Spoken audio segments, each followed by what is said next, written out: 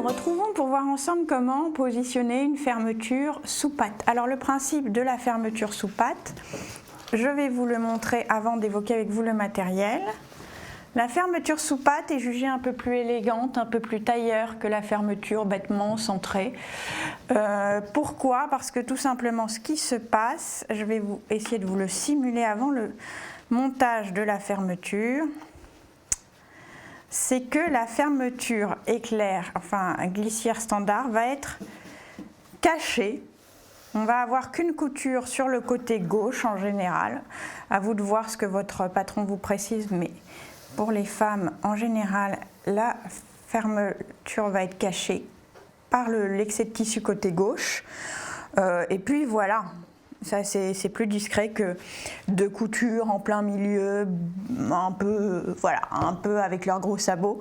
Là, donc, on va avoir notre fermeture juste en dessous.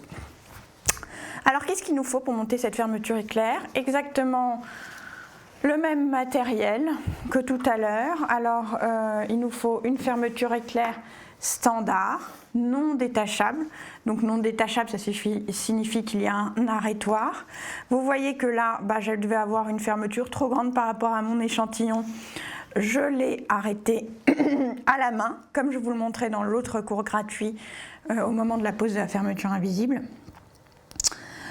Donc c'est un simple petit point à la main. J'ai coupé ensuite et ma fermeture est à la bonne taille. Deuxième, excusez-moi, je tousse, ça sera plus agréable pour vous. Voilà, nous sommes intimes maintenant. La fermeture, vous pouvez avoir donc soit des épingles, du fil de bâti. Vous voyez que j'ai toujours moi dans ma boîte à épingles une aiguille et du fil, si je veux positionner les choses avec de l'aiguille et du fil. Soit notre petite bande thermocollante que nous allons utiliser cette fois-ci. Pareil, une règle pour marquer vos marges.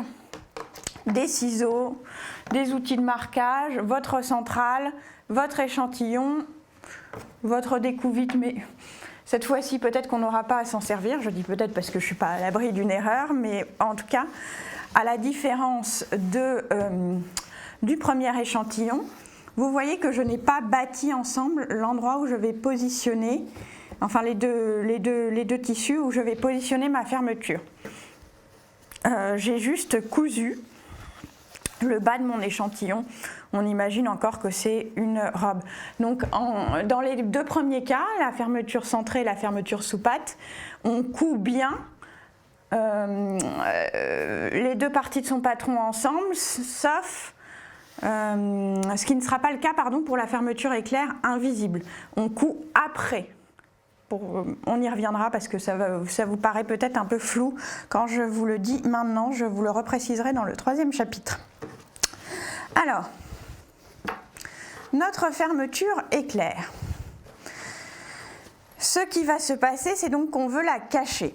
La petite difficulté qu'il faut avoir en tête, c'est que donc là, on a cousu le bas de notre patron avec les marges de couture à 1,5, c'est la marge de couture que j'ai choisie.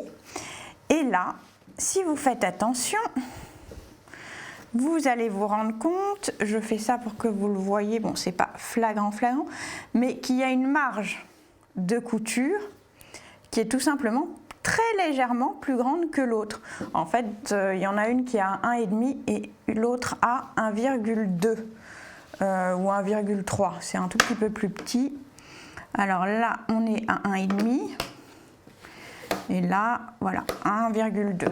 C'est celle-là, c'est à peine visible à l'œil nu. Ce qui va se passer, c'est que je vais d'abord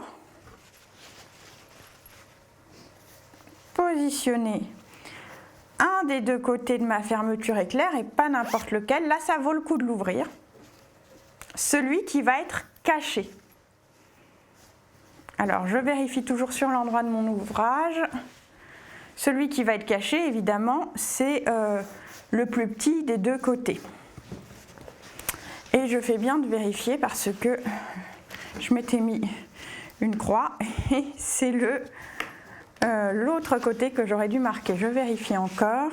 Faites-le aussi, vérifiez. Vous voyez, j'ai même pré-marqué ma marge tout à l'heure, donc je le vois pour coudre. Ce qui va se passer, c'est qu'on va être comme ça et que donc, voilà, n'hésitez jamais à simuler la position de votre fermeture éclair pour vous y retrouver. Donc c'est celui-là qu'on va vouloir, c'est ce côté qu'on va vouloir positionner. Donc je vais positionner mon petit thermocollant, vous pouvez le voir là.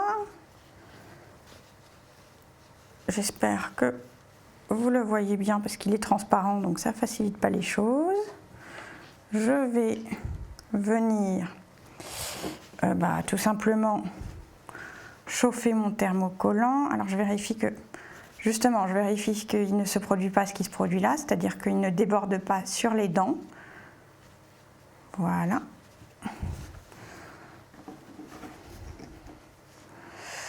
Et je vais repasser en faisant attention à ne pas trop chauffer ma fermeture éclair. On sait que ça ne gêne pas sur le liège, donc pour moi c'est en plus pratique en conditions de tournage. Ne faites pas ce que je fais sur du mélaminé, ça abîmerait et votre fer et la planche qui gondolerait, donc vous auriez tout gagné. Alors, c'était sur fer tiède, est-ce que ça a suffi? Oui, oh, je pourrais remettre un petit bout, c'est ce que je vais faire d'ailleurs. Hop, un tout petit bout pour le principe. Viens ici, toi. Hop. Voilà.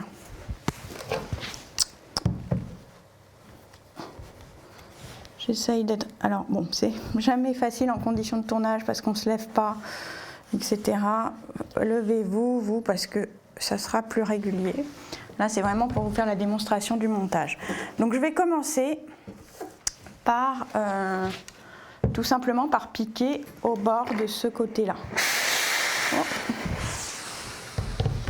Excusez-moi pour la vapeur. Donc, j'ai toujours mon petit pied qui est positionné. Je vais juste, voyez, en temps normal, j'aurais fait un peu plus attention. Là, vous voyez qu'il y a un décalage. Bon. Je vais essayer juste de le corriger. Je le corrige rapidement. En vrai, bien entendu que vous le corrigez.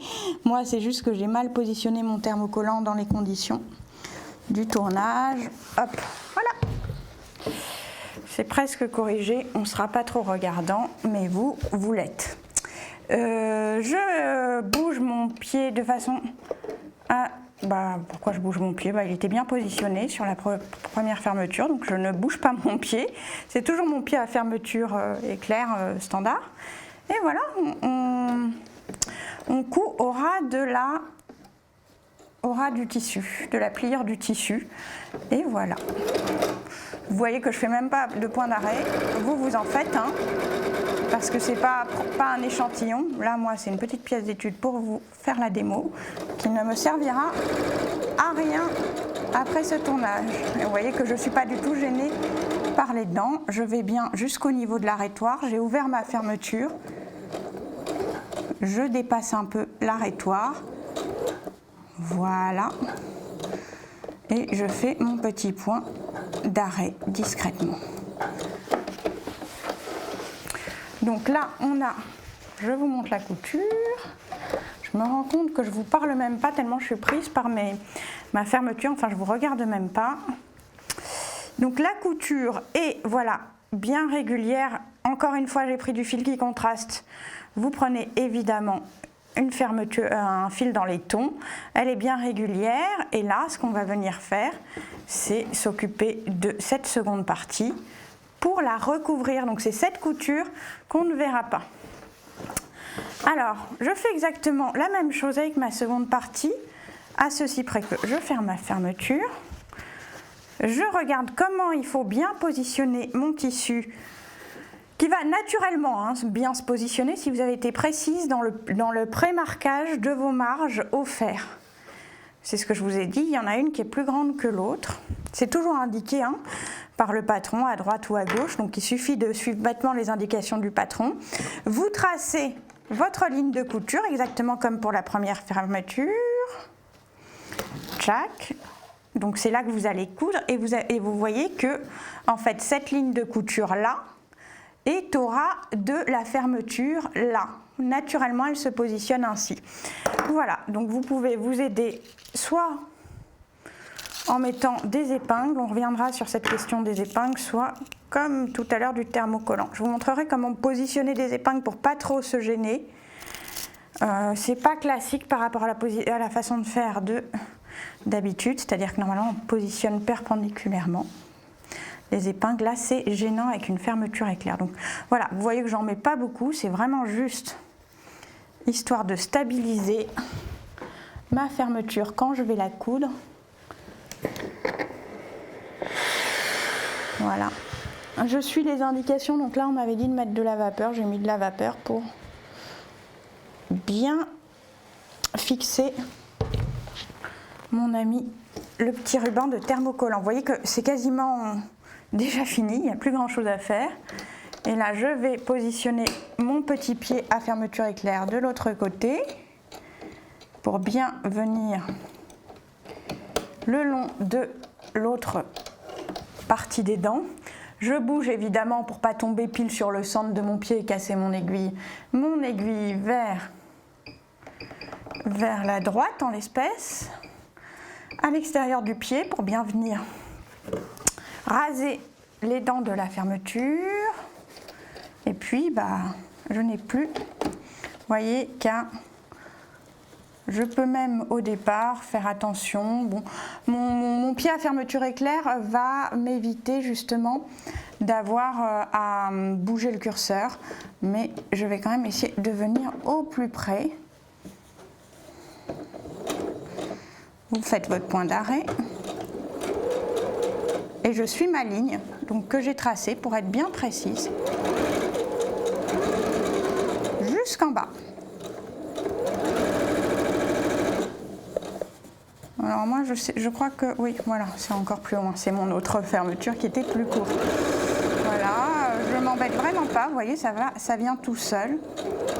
Là encore, on n'oublie pas que le fil aurait été de couleur identique en temps normal et je viens juste m'arrêter à la couture en bas sous l'arrêtoir, je fais mon point d'arrêt et voilà.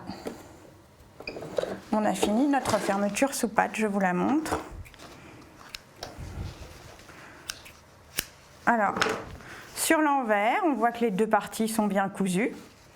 Alors évidemment, vous nettoyez vos fils, encore plus dans le cas d'une fermeture. Vous voyez, j'ai fait un peu n'importe quoi au début, j'ai oublié de mettre mes fils vers l'arrière en commençant ma couture. C'est bien parallèle et sur l'endroit, on ne voit qu'une ligne. Et on peut l'ouvrir. Voilà. Alors, ce que je vous disais, on vérifie toujours qu'il n'y a pas de fil pris dans la couture. C'est le cas là. Voilà. Et donc on les retire bien proprement et on a notre fermeture sous patte bien cachée. On a fini notre première fermeture, notre seconde fermeture, même notre deuxième, puisque nous allons maintenant coudre une troisième fermeture, la fermeture invisible. Donc on passe au prochain chapitre.